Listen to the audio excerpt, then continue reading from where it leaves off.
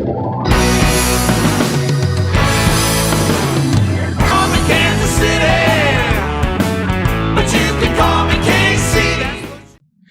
and welcome to another episode of Alegria in Kansas City. I'm your host, Fabian Shepard. And as you know, on this program, our goal is to educate, inform, and sometimes inspire you. Today, we hope to do all three of those things. We've got a special guest joining us today. He is from right here in Kansas City, and he has been in the C-suite of many top-level organizations. We're grateful to hear his story. Our guest, Mike Zenigi. How are you, Mike? I'm doing great, Fabian. Thank you very much. Great to be here. Well, thank you for joining us. So, your most recent, well, you're retired. I am. You've gotten to a place that Recently. I hope to get someday soon. Not soon, but eventually. Yeah.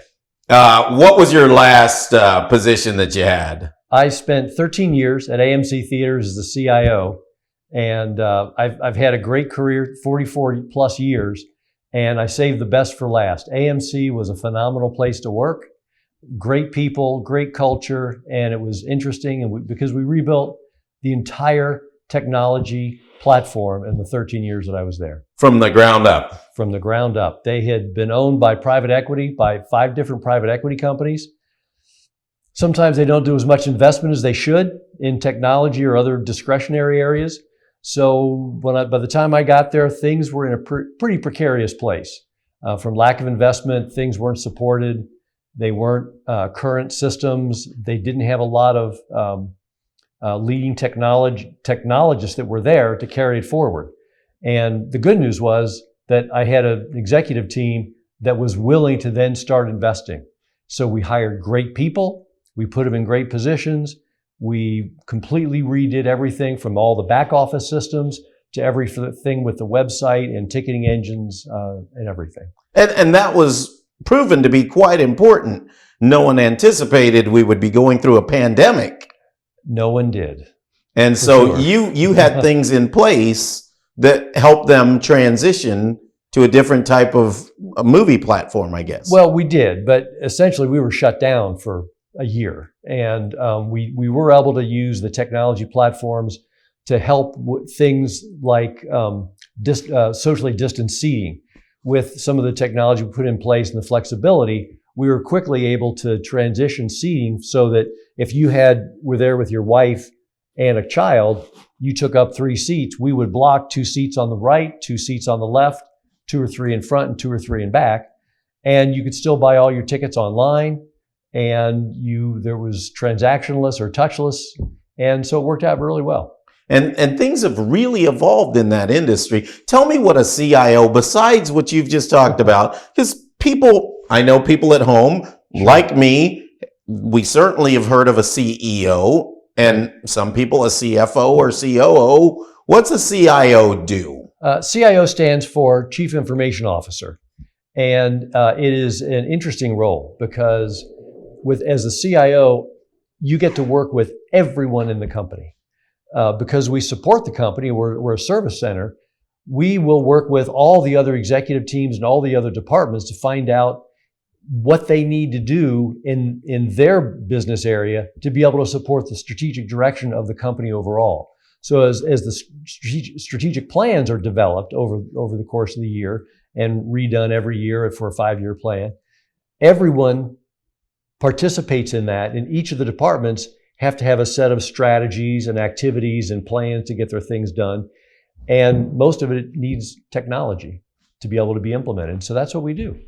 And so CIOs, CFOs, like we talked about, that C-suite in general, that's a small segment of the general population. It is. How does one get there? Did you show up? I mean, there's no application. I want to be the CIO. No, what was your progression? What was that path like?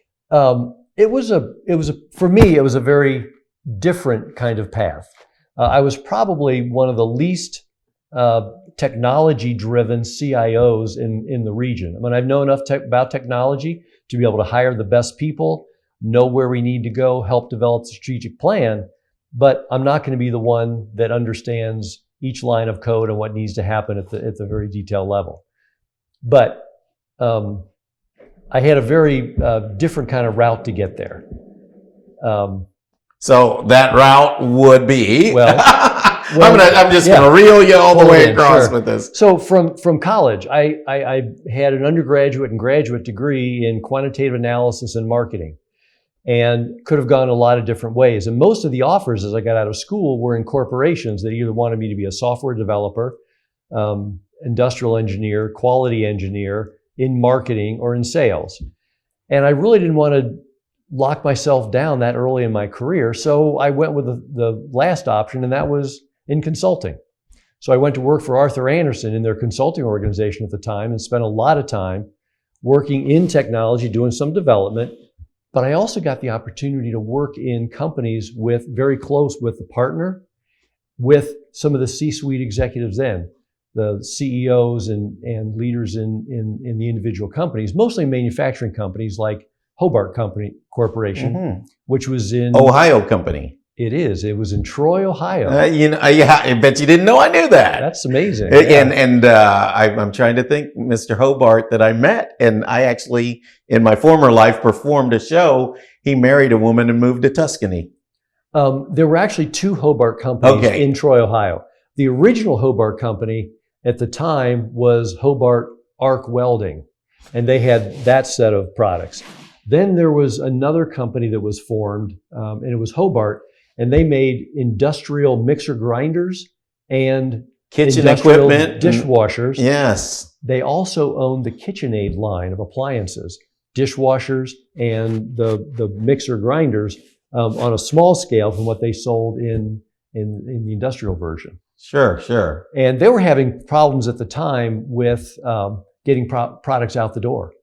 They had a great deal of demand, especially for the large industrial mixers, because Pizza Huts were opening up, other dough manufacturers. They had a lot of demand from Europe and the Middle East, and they couldn't get enough product out the door.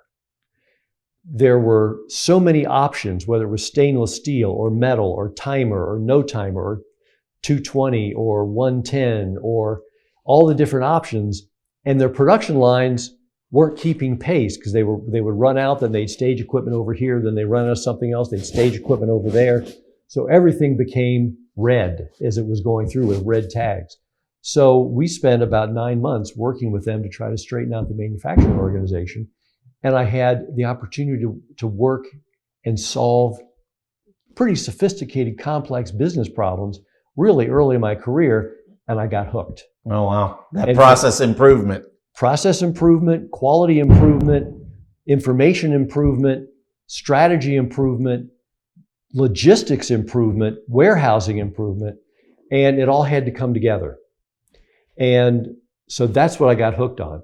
Working with organizations, quickly understanding what their issues were, why they weren't achieving the specific plans that they had in place, working with the executive teams, problem solving, coming up with the right answers, and then implementing it.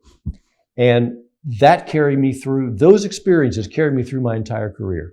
From there, I went into work in sales and marketing at IBM and took with me a lot of the technology background and problem solving as I worked with the manufacturing clients that I had at IBM and doing some of the same thing on a much smaller scale. And from there, I went to 2 different consulting organizations, started off as United Research and then became Gemini.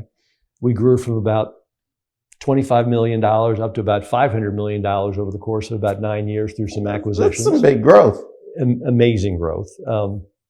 And after that, I left. Now, what was your role there? Still a consultant? That was consulting. We did mostly non-technology consulting. So we did anything in organizations from brand management, channel strategy, plant operations, plant efficiency, quality control, pretty much anything. If they had an issue, we went in and worked with them to try to fix and solve it.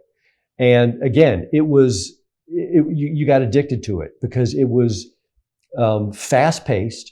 You had to quickly, we had an analysis and design period where we would go in and analyze the problem, try to come up with what the root causes were and put a plan in place. That was 6 to 8 weeks.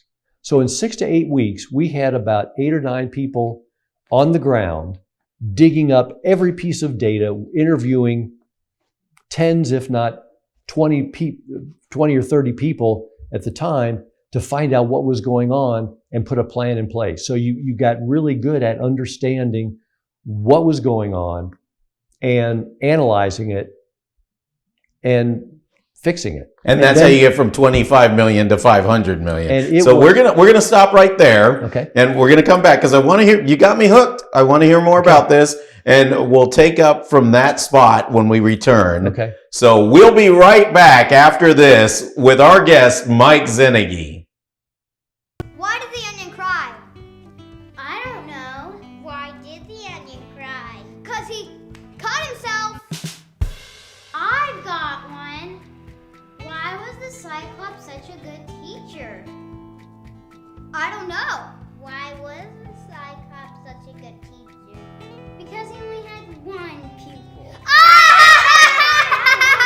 Hello and welcome back to Alegria in Kansas City. I'm your host, Fabian Shepard, and we're talking today with our guest, Mike Zenigi. Mike is the former CIO of AMC Theaters. So Mike, when we left, you were talking about one of your earlier career roles. Sure. Let's continue with that. Sure, and the experience at United Research, which became Gemini, was great. Worked with a lot of different companies, but I was traveling 5 days a week, and it was putting a strain on the family. And when my oldest son was 9, my wife and I sat down, had a glass of wine, and said, "It's time. It's time to be home. It's time to spend all the time with the family." So I transitioned. I was a direct admit partner to Ernst & Young at that point in time, again in the consulting division. And since that time, I haven't traveled out of Kansas City for very much of that time, because that was one of the requirements. We weren't going to relocate, and we weren't going to travel. And Ernst & Young was a great experience. Worked with some great people and some great Kansas City companies. Most of our business that we did was with Sprint at the time when they were launching PCS and when they were doing some re-engineering internally. So I spent almost 6 of the 8 years at Ernst & Young working exclusively at Sprint. At Sprint. Mm-hmm. So Ernst & Young, before that you mentioned Arthur Anderson. I did. And those were the old Big 8 accounting They firms. were. I can't name them. Can you name them? Not all the original 8. There was Because they changed around and Ernst became & Arthur Young and Ernst & Young, Arthur Young, Pete Marwick, Price Waterhouse. There was Ernst & Ernst, and the rest have kind of fallen by the wayside. Yeah, it's amazing because those seem like Coopers and Libran. And didn't those seem like institutions They did. that would always be there? Yeah. Kind of like Sears Yeah. Roebuck. Yeah, and one of the saddest things was the demise of Arthur Anderson with the Enron fiasco. They got burned, didn't they? Everybody got burned. Yeah, Arthur that was Anderson pretty got bad. burned, Enron got burned. All the people got burned. A lot have lost their life savings Houston in the stock. was devastated. It was really tough. It was really tough. So you went from being a partner at Ernst & Young Mhm. to Applebee's as the CIO. Kansas City. Yeah. I was. I had. Now, is that what brought you to Kansas City? No, what brought me to Kansas City was my wife and our desire, because we got married on the East Coast. I was working for that United Research, and I was traveling 5 days a week. Sure. We were living in Darien, Connecticut. We had 2 kids, and I came home from a trip one time, and my wife said, "We need to talk." Usually not a great way to start a weekend. And we sat down and said, we like it here, but the East Coast isn't where I don't think I want to raise my family, my babies. Sure. I'd like to be able to stay home with our kids. I want to raise them myself and be a stay-at-home mom. And I'd like to live more in the Midwest around family and a support structure. So we looked, and it was a unanimous decision. Overland Park was the place we wanted to be. So we moved our family from Darien, Connecticut. It is my wife's hometown, so that helped too. Her parents were here. OP? Yes. Okay, so this is fascinating to me. So my guest last show, who you know, John Schramm, sure, he met a Kansas City girl Yeah. and moved here. We've had several of my guests come to Kansas City because they met Kansas City girls. Yeah. And I made the joke last week that the song is true. Yeah, it is. And Overland Park, Kansas City, Johnston County, is a place to move back to for families. An interesting story. It's a little bit. It's very related to our family about how great Overland Park is. My youngest son, who is a professional baseball player, his girlfriend at the time lived in New York City. They both met at Villanova, where she was a pole vaulter, he was a baseball player. She lived in New York City. We were supposed to go visit him in spring training last year. It got shut down because of COVID. So he came back. She called and said, hey, instead of meeting in spring training, how about if I come to Kansas City at your house for a couple of weeks while this COVID thing blows over in New York? A couple weeks. Yeah. Well, that was that was March 17th of 2020. She stayed with us until August 17th. And at that point, she had already transitioned. She was an Overland Park person. She found a new job. She left JP Morgan. She works for Compass Capital. She was looking for an apartment, so she went back to New York on August 17th to visit with her mother in New Jersey and close out her apartment, move back here. She was back mid-September, and she stayed with us until December 1st, and she moved into her apartment. How about that? It's not just people who have lived here that want to move back. It's people who come here and experience the lifestyle, the affordability, the quality of jobs, the people. Everything about this place is just great. It is. And I can tell you that we like to keep that secret sometimes because other places aren't as great. That's true. And we want to keep it great. Yeah, I can see that. We don't want people coming from places that, necessarily aren't as nice as Overland Park.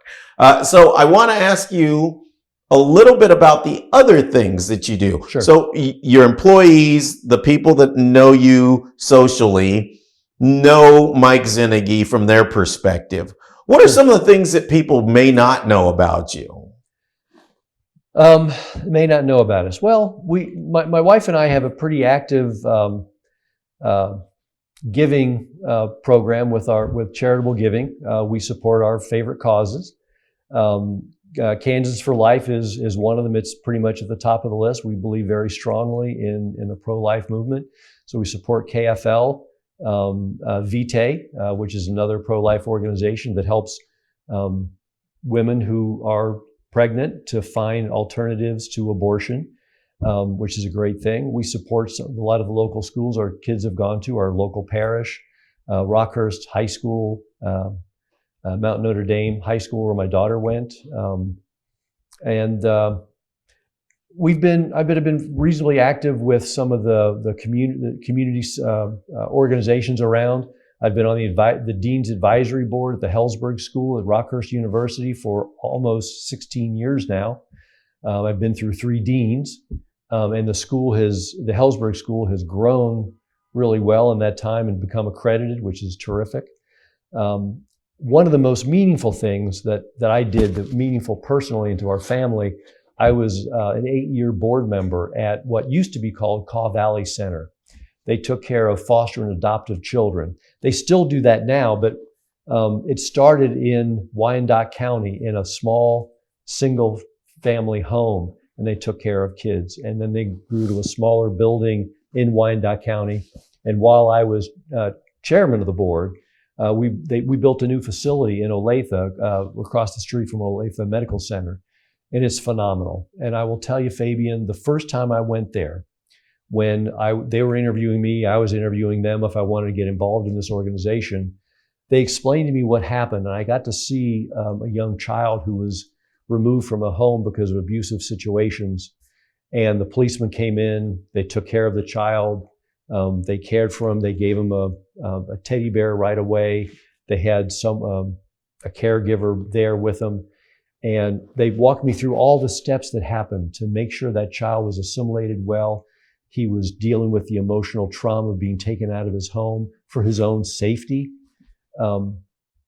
And it was all I could do not to tear up while I was being explained. And I knew at that point I wanted to be involved with that organization. And to this day, they've grown tremendously.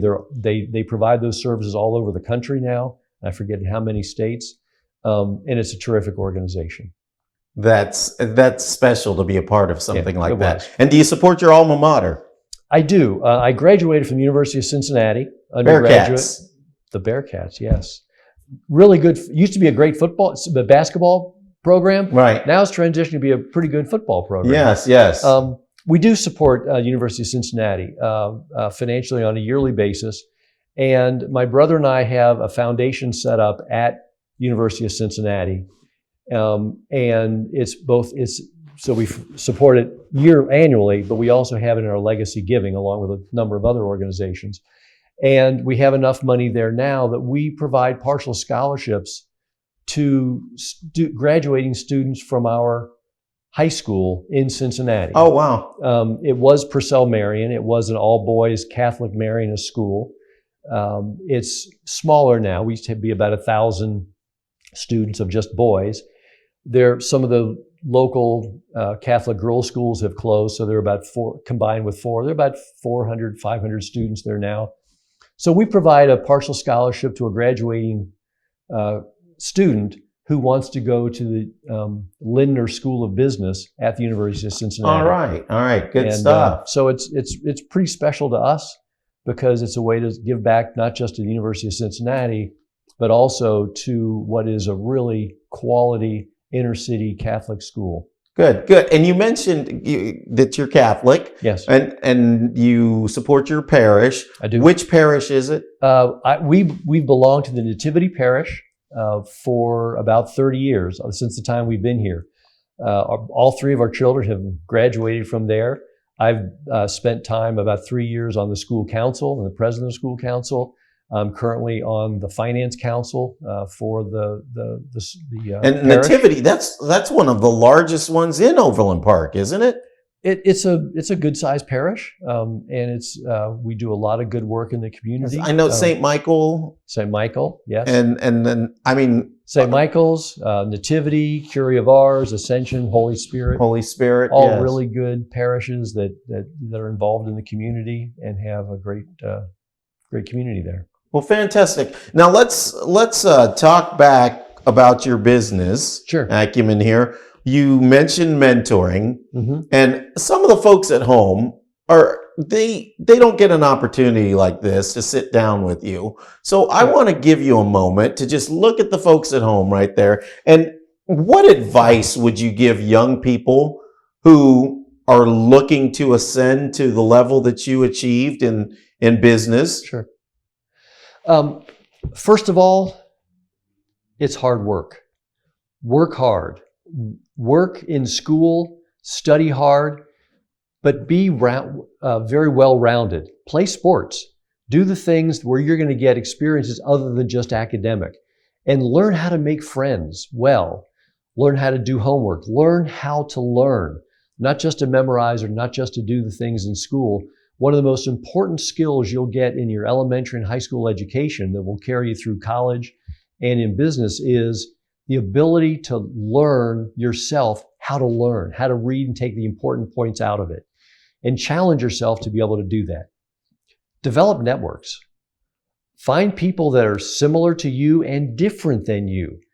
Look for a diverse network of people that look and sound and think differently than you, and understand what makes them tick. That way, you'll be able to look at situations and find different aspects of that situation than other people that are more narrowly focused, because you've blended the ability to think differently in those situations. Work hard. Find the things that you like to do. You're going to be better at the things you like to do than the things that are boring to you or that you're just doing to pick up a paycheck. Find the things you have passion about. There's some really good networks, whether you're in IT security, whether you're in marketing, whether you're in other types of disciplines in a city. Find out how to network with those people, and you'll find ways to improve each other as you go through that networking environment. Find a couple good mentors, people that you trust, people that you can look to and say, I'd like to have a career like that. I'd like to do the things they do. I'd like to have the same set of values and morals in business that they do. Look for people with high integrity that are accountable to themselves and to others, that you can develop a trust with and that you respect. And make that a long-term mentoring relationship. It's not 6 months, it's not a year, it's something that you can have over the course of a career. I still have mentors, even in retirement, that I worked with in IBM 35, 38 years ago. We're still friends to this day. And I still call them and ask them about different things. They call and ask me about different things. And it's an important part of networking, an important part of a career.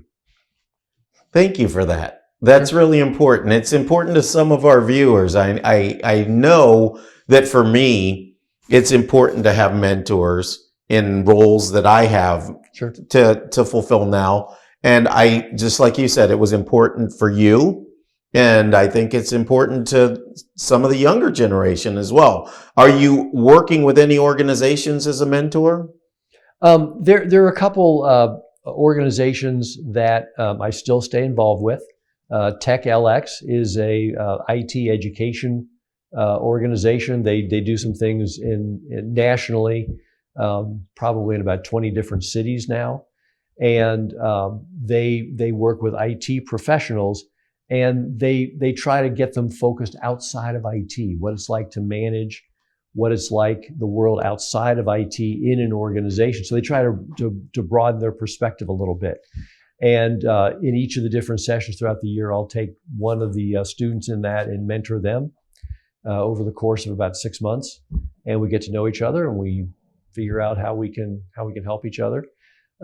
There's another group in Kansas City. It's called Top Gun, and I'll usually stay in contact with some of those folks over time. And I got a reputation when I was in business in Kansas City of helping people go through job transitions in Kansas City. Some people who were moving here would find out about me. They'd call, they'd ask how to get integrated into the business community, what kind of opportunities were open, and I would help them network to different people.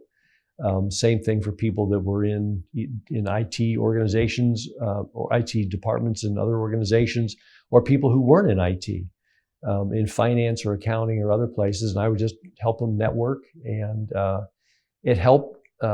Most of them ended up finding different jobs that they were more interested in, and every time I think I got more out of it than they did. I love it. So your favorite thing in your career, what's it been? Wow, that's tough. As I said, I've had so many great experiences in my career.